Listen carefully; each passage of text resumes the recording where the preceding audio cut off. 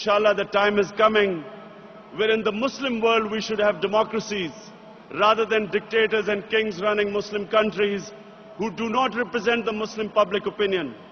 And because they do not represent the Muslim public opinion, we have puppets sitting there who are manipulated by superpowers for their own ends, as is unfortunately is happening in Pakistan, where a puppet is making our own army kin our own people in the name of war on terror, whereas in fact it has become a war of terror.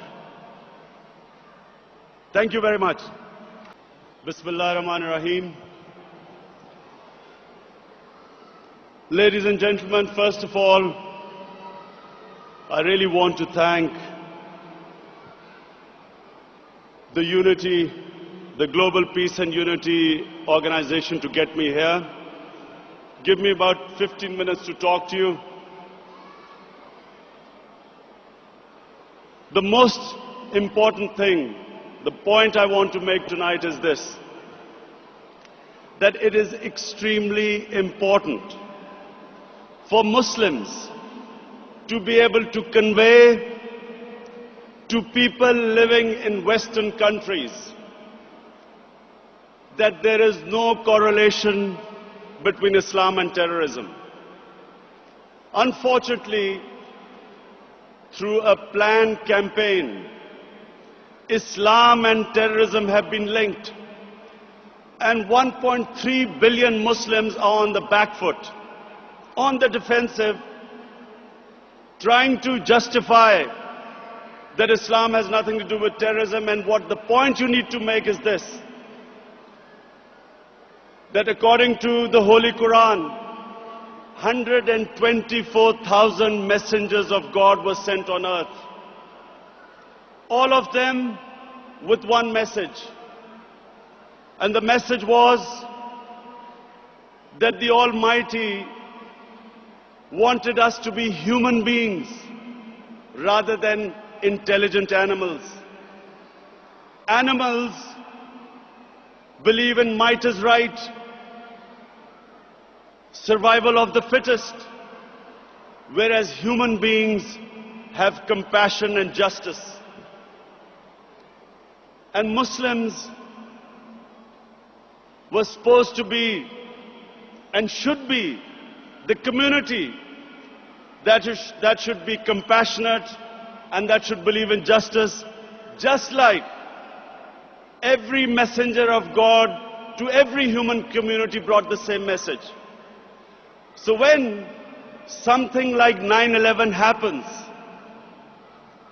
we should be able to tell those people who blamed 1.3 billion people for the acts of 18 people that terrorism knows no religion. All religions preach the same thing. And unfortunately, we do not have either the political or intellectual leadership in the Muslim world to be able to convey our point of view. So we have things, we have words like Islamofascism. We all know that Islam believes in plurality. Muslims have lived with other religions. We have lived with Hindus, we have lived with Buddhists, we have lived with Jews, Christians. We accept, as the Quran says, Allah says in the Quran that it is through His will that we are distributed in different communities. It is through Allah's will that human beings are distributed in different religions and communities. And Allah goes on to say that had He wanted, we would all become one community. And then it goes on to say, the ayat goes on to say, compete in being good human beings.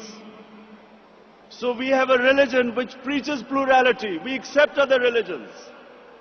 Nowhere does Allah tell us to convert everyone to one monoculture or monoculture. Time, we should make them understand that Islam, like all great religions, all great revealed religions of the Almighty Allah, want justice on this earth, want peace, want compassion. Islam makes us into human beings. The best aspects of a human being, nobility, generosity, selflessness, is what our religion teaches us, as opposed to being simply intelligent human beings where we only think of us, where nothing is ever enough, where we worship the material God, where we've just seen this collapse of the banks, where you saw the ultimate greed, human greed, where poor people's savings were robbed by the few rich people. This is what Islam and all great religions preach against. They want us to be human, to think of the poor, to think of the underprivileged, to be just, to tell the truth. In other words, everything noble about a human being is. And I also feel that in